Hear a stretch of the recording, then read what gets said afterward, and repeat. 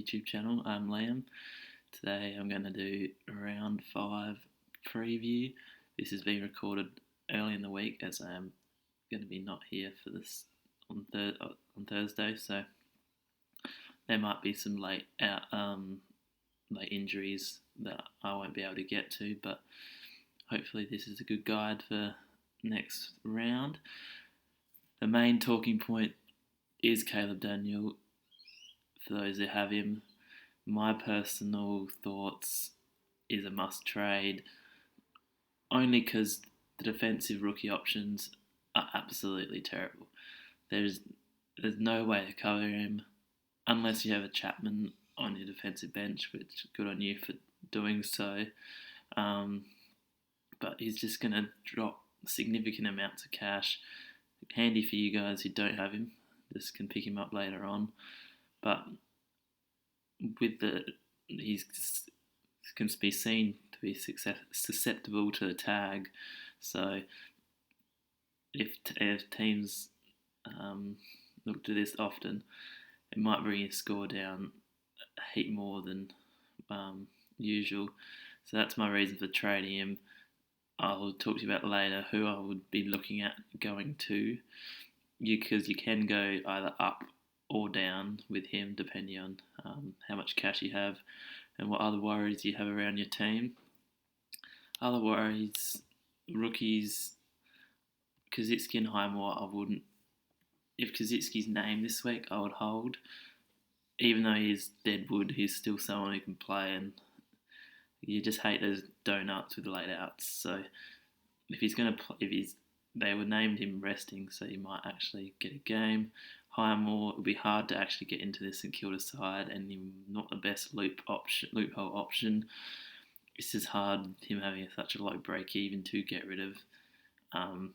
But if you've got no other worries, he could be an option to get rid of. But there are no real defender rookies that you could go to, so holding him is probably the best option.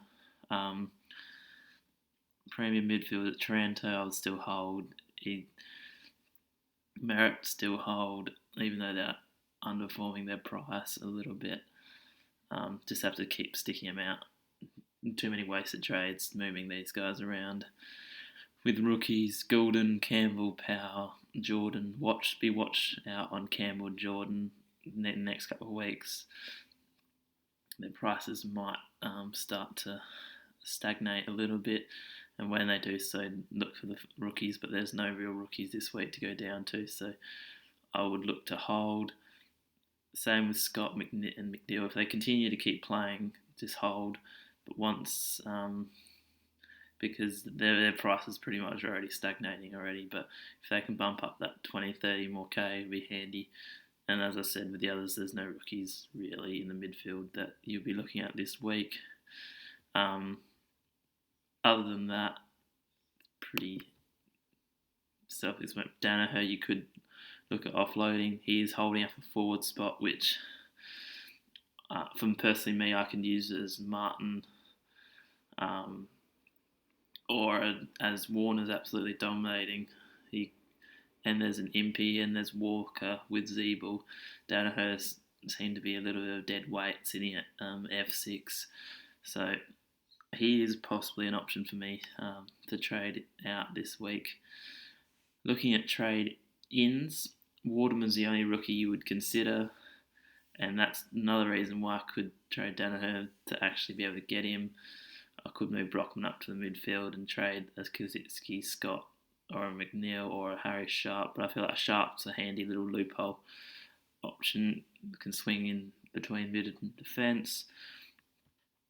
All these other ones, McCreary, Jones, don't look like people that you want to get this week, but just keep a heads up for next week. They could be handy possible options.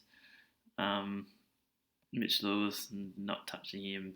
Luke Parks didn't do much this week, and Stringer's just too injury prone. Heath Chapman, I'd still look at getting him in if you don't have him, and he could be a possible option for Daniel. Another option for Daniel is Nick Cox, who's finally hit some form with back-to-back 90s. and he's 200k down to Daniel, which can fix up somewhere else in your team. And he's got that defensive forward link if you want to, especially if like a Fantasia, you can flip him around with, or even just a defensive rookie forward like a Chug. It'd be a handy little flip, especially during the buys. Comes in very handy. Looking at options, you could go up from Daniel. Ridley is number one for me. Absolute gun. I feel like still 6'14". That's probably he's not going to go anywhere. But for someone who's going to be a long-term keeper, and he's heading towards being top defender for the year. Certainly, I'm happy to pay that price for him. If you do have some DPP action, Jack Steele is an option, starting to hit form after a slow start. Guthrie is an interesting one. Probably wouldn't touch him with Dangerfield coming back, but certainly an option.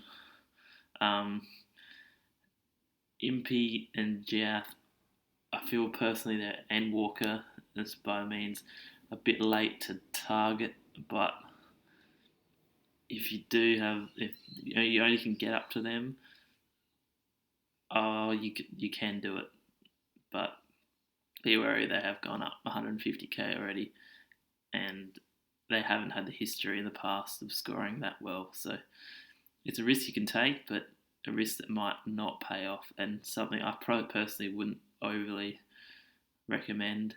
And also be wary of Lloyd, who's dropped a little bit in cash and soon might be handy to pick up, because I know he'll be a top 3 defender later in the year. So look out for his price drops in the future. 5 could be an option, but he's just too injury prone for me to have.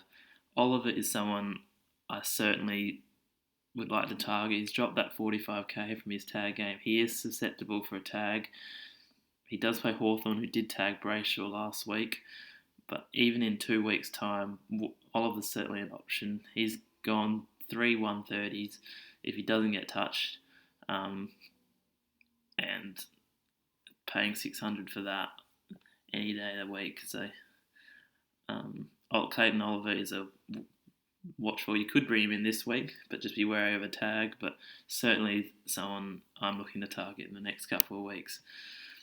There's no one else that you really want. Maybe Bose, but if you can't get to a Ridley. But again, he hasn't had the history that you could trust, but he certainly has the role.